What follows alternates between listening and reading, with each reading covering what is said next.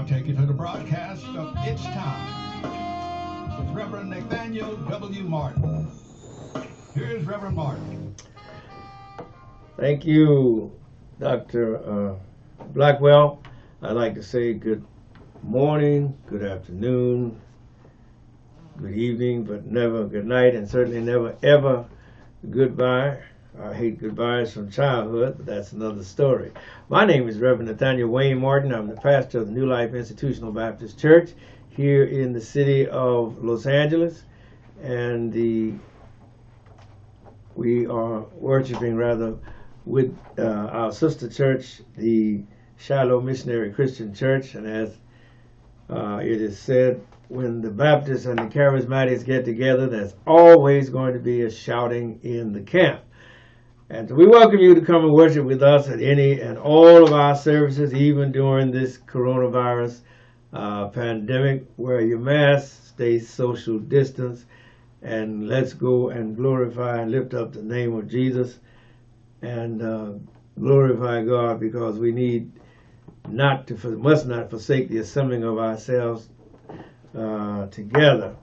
Come what may, because we need the strength of our numbers. God knows it's not enough of us as it is, and with the inroads that the enemy is making into our numbers, we certainly need to be more prayerful and more in fellowship, recognizing that our fellowship is being many times hampered and defeated because of the very fact that even if we want to fellowship, we still have to distance in our auditorium. But we must hear one another's voices in prayer, hear one another's voices in testimony, hear one another's voices in praise and glory unto God. Enough of that. This offering which we are presenting to you today is more of a social justice, social activism offering, and it is entitled It's Time.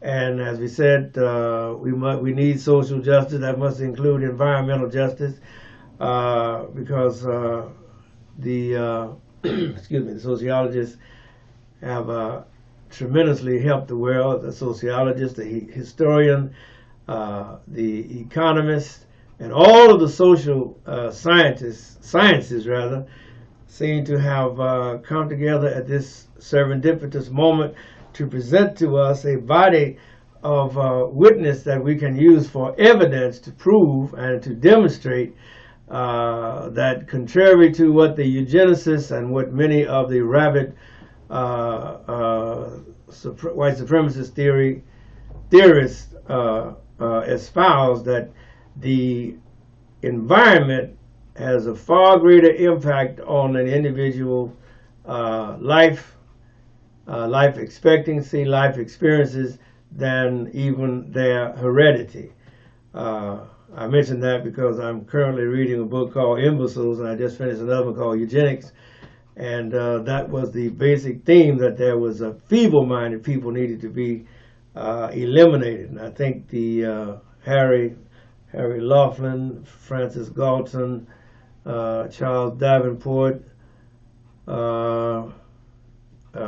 what's his name, Madison Grant, and Lathrop started some of the principles. They were not all, but they were the primary proponents of eugenics theory, and their plan, their diabolical plan, had it been able to be carried through, although it was voted in certain states, beginning with Indiana and Virginia and several other states. Even the liberal state of California had a eugenics, can you believe it, forced sterilization program.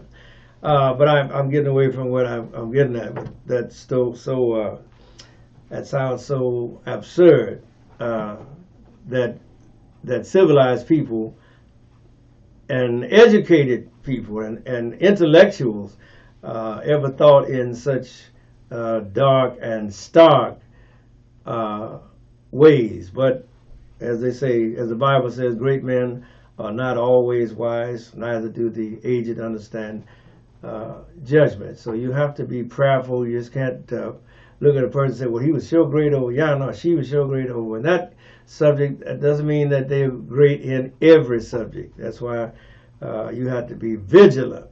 They remain vigilant, because if we were still following the hereditary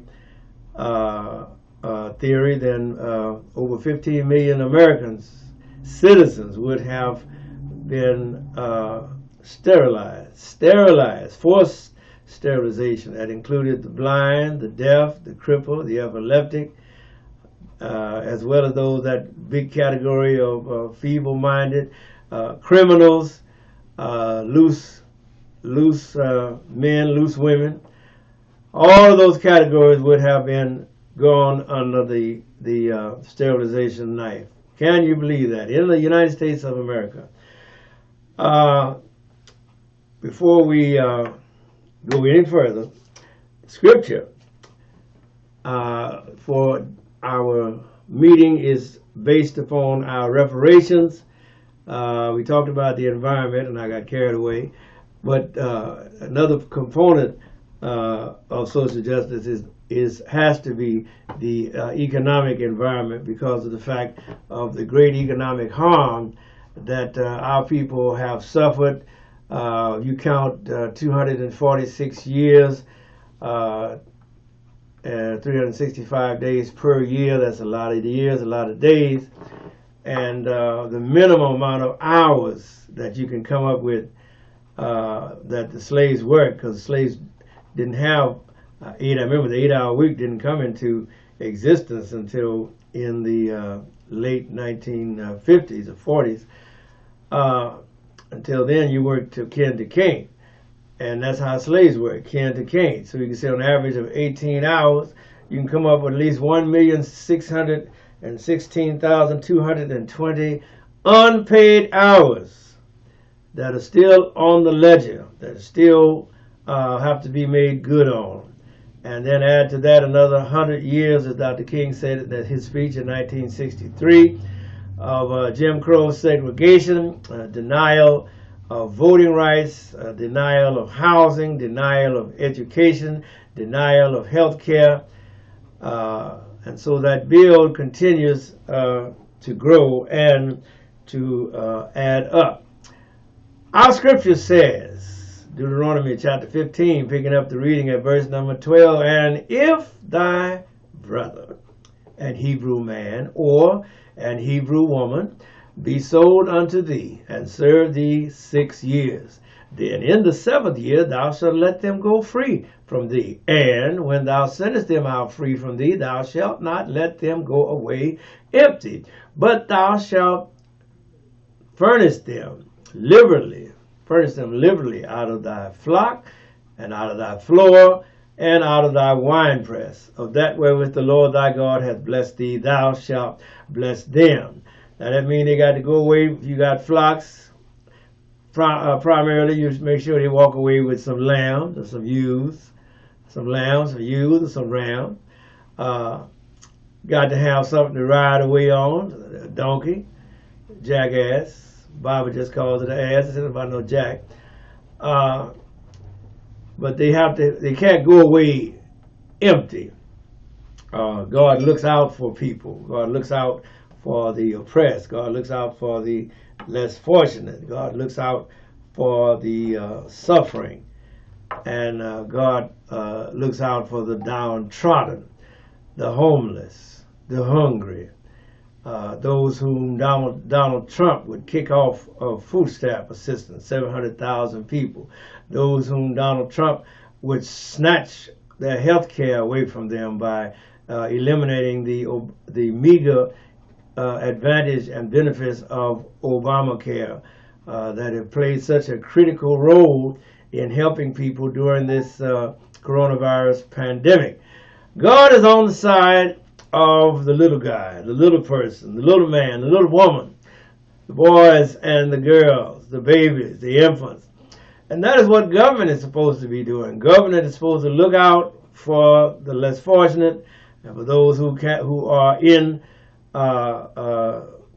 conditions or circumstances, situations where they are not able to pull themselves up as it is falsely maintained. Pull yourself up by your bootstrap.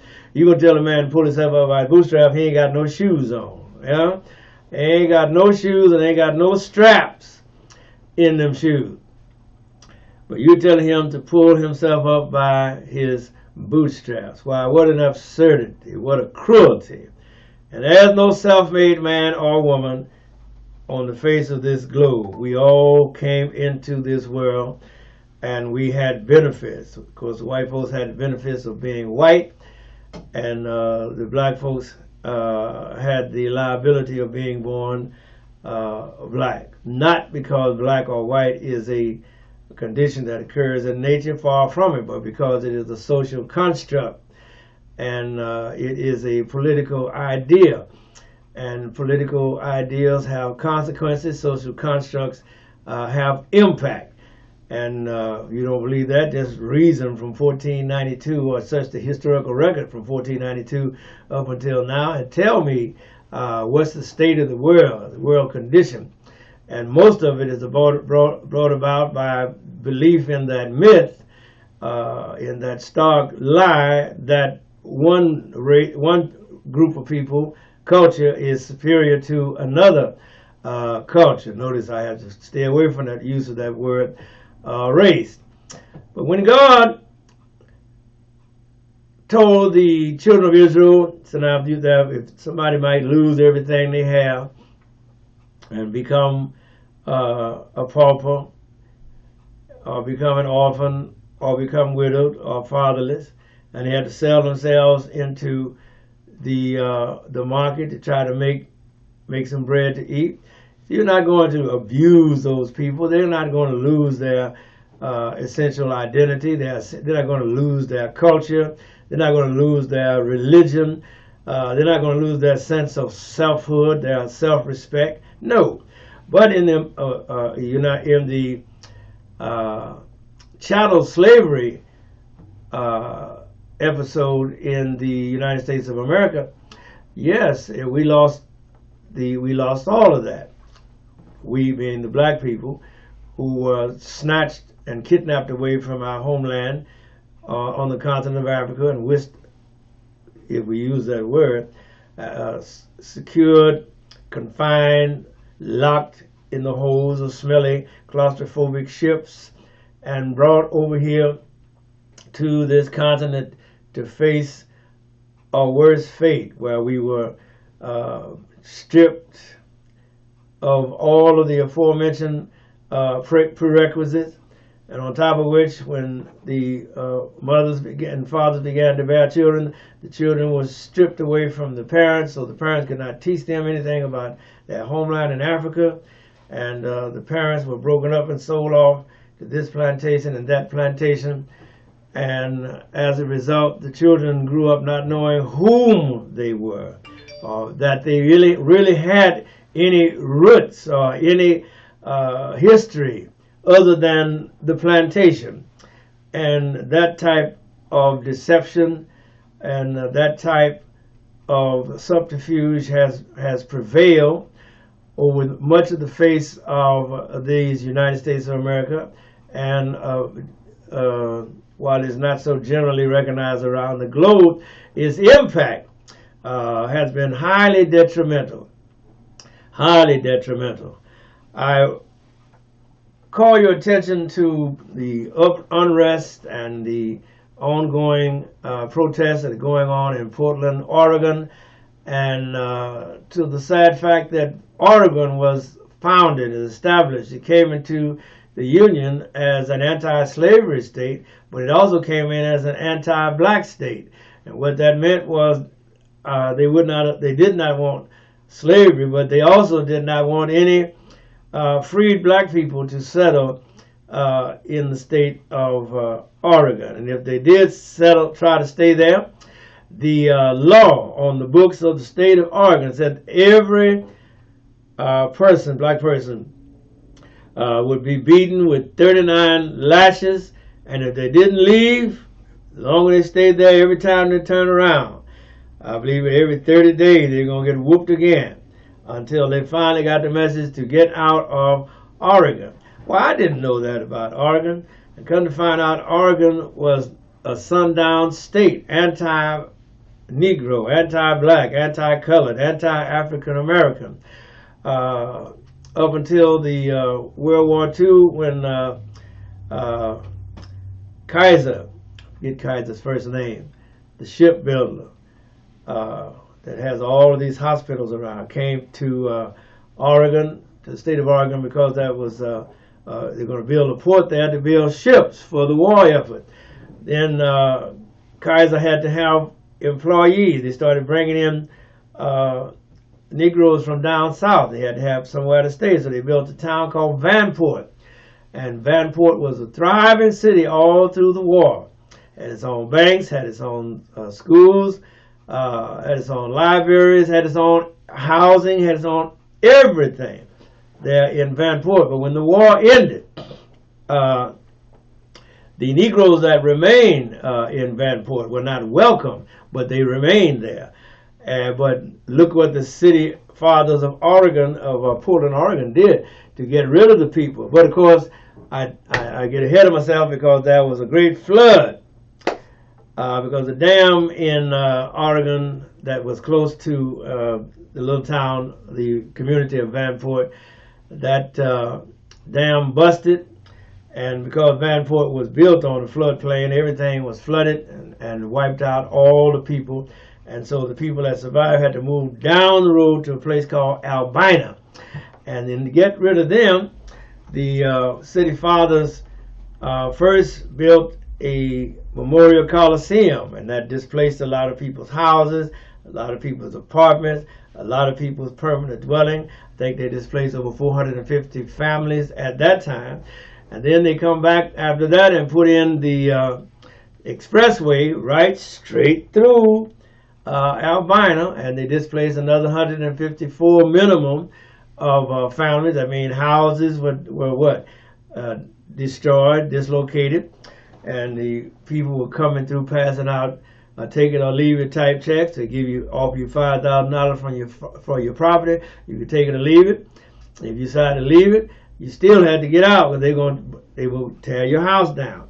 And one lady wouldn't move, and the contractors came to her door and knocked on the door and had to say, "You got 2 hours, load up your stuff and get out of here, because the bulldozers are here to push down your house, because we're going to put this freeway right straight through Blacktown."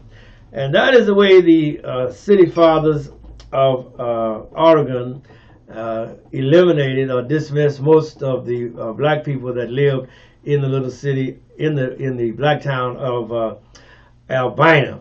It's a very heart-wrenching, gut-wrenching, sorrowful story, because the people were trying their best to get a foothold, and the city fathers and the city leaders and the bulk of the white citizen, were dead set on eliminating, disrupting, ejecting all of those people from their legitimate dwelling places. So that makes a very interesting story. You don't have to read that. It's a lady named Walida Emarisha, of course, has been going about the country lecturing for years about Oregon, about Portland, about the town of Vanport and the little town of Albina. But you can look it up on the YouTube. You can look at it for yourself. Oregon was a racist utopia. Next, I'll talk to you about slavery's legacy. That the minimum amount of hours that I could calculate, and I'm going to have to go back and redo my calculation, was 1,616,220 hours of unpaid slave labor. That is old, that is still on the books. You can't leave that kind of hours laying on the table. It's got to be paid. The people who that it was owed to originally, of course, did not. It would have been cheaper to pay them their money, because now it's going to be hell to pay. Because now with the modern inflation and the yearly annual cost of living increases, why that tab has grown exponentially into the trillions of dollars. And so that is why I'm sure that it's going to be a great debate about reparations, but yet that reparations must be paid. First of all, as I continue, also I want to mention that this November 3rd is voting day, and Dr. Jeffrey, who's on YouTube answering questions, has about 9 suggestions for you, those of us that are going to be going to the polls to vote and be in the lines across this nation. And please, we got to remember, we got to vote as though our lives depended upon it, because it does. Our lives do. As you can see, the Supreme Court has been set. You got 6 ultra-conservatives, all of them Roger Tannyites, and they're going to vote the way of the corporations. You can forget about it for the little guy. You can forget about it for civil rights, human rights. That's all over as far as looking to the Supreme Court for a remedy. And so your voting, you can see, matters, because they've been making those calculated, strategic, tactical moves for years. And now they have 6 conservatives on the Supreme Court. 6 conservatives, but it's been very calculated. It was planned. They prepared for it. They waited for an opening, and they moved. Martin Luther King said, the late Dr. Martin Luther King Jr. said one time that the people of ill will have used time better than the people of goodwill. And so we must not be discouraged, because it hurt us as much to stand around being discouraged as it would for us to stand around doing a whole lot of celebrating. We've got to stay focused on the job ahead. Yeah, we have lost a lot, but there is yet much to be won. And I'm trusting that my voice is not going to distort today by being too close to this microphone. And every time I raise my voice, you get a bunch of distortion. The state of Pennsylvania, which is a battleground state, is one that Joe Biden feels he got to win, and Donald Trump feels that he's got to win. The battleground states, I believe, are Pennsylvania, Michigan, and the like. Those states are going to be battleground states. Florida is another battleground state. But I wanted to say about Philadelphia, Pennsylvania, and about the effects and the ongoing legacy of racism, white supremacy, is that the city of Philadelphia, get this now, is closing, hear me, in spite of the protest of the parents and the teachers and the staff. They are closing 23 schools. It is going to impact the black community, because majority of the schools that they're closing are in the black community. Although it's going to affect 81% of the black students, although the black student population of the school system is only 58%. What that tells you, that they're closing the schools where the black kids go to school. End of story. 93% of the students affected are low income. And the reason why I mention that is because while they're closing the school, they gave the corporations a $600 to $800 million tax break that the people of Philadelphia are going to have to shoulder. But they're closing 23 schools, which opens up another school to prison pipeline scenario. And on top of that, they're going to build 2 new prisons. They don't want to put the money in education, but they want to put the money in incarceration. They're closing 23 schools, but they're building 2 brand new prisons. You think about that. Finally, the governor of the state of California, and I want to give props out to Assemblywoman Shirley Weber, because she is really pushing this governor to do great things. But he has said since he was elected that he would not preside over any more death penalty cases, or see that any death penalties were carried out while his term of office as governor. And there's a case before the state Supreme Court, the state Superior Court, Dante Lamont McDaniel, and is in the death penalty phase of the case. And you got to admire Governor Newsom. He come out saying and file a brief on behalf of little brother McDaniel, try to avoid him getting the death penalty, acknowledging that the death penalty is rooted in slavery, is rooted in racial terror and subjugation, and it is disproportionately applied to blacks in America, whether they be slave or whether it be African American or later free blacks. And so this governor is really standing his ground, and we need to support Governor Newsom, because he's going to get a lot of kickback and a lot of blowback. There's going to be a lot of backlash, but I appreciate him taking such a bold and noble stand and acknowledging the obvious, which is in plain sight, but everybody wants to act like it is not there. Yes, racism has played the major role in the criminal justice system here in America. As I close out, go to the polls and vote. November 3rd. You can start voting tomorrow, early voting. But if not, please, by November 3rd, get to the polls and vote as though God is behind you. And God be with you, my brothers and my sisters. As we say, continue to pray for our brothers and sisters who are our front line for this coronavirus pandemic. Yes, even pray for Donald Trump. God knows he needs much prayer. Pray for our doctors, our nurses, our nurses' assistants, our CNAs, and all of that. Our anesthesiologists, all of the staff, all of the workers in these hospitals.